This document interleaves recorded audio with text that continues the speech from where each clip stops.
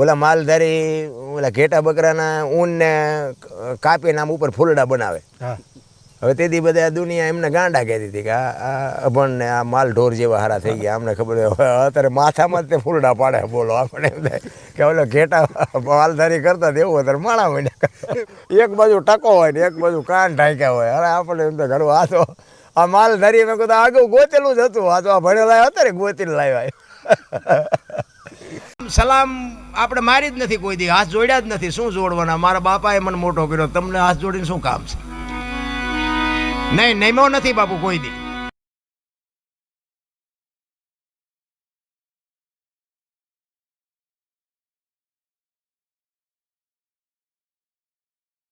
ડાલડા નથી, આ ચોખ્ખે ચોખ્ખું છે.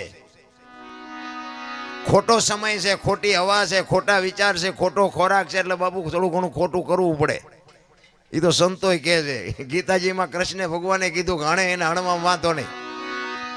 નેપામ ટોલા કરતા હોય મારી નખાય, એમાં પાપ ન લાગે. હણે એને હણો કૃષ્ણ કહે છે. હો ભાઈ, આપણે નથી કહેતા. એટલે કે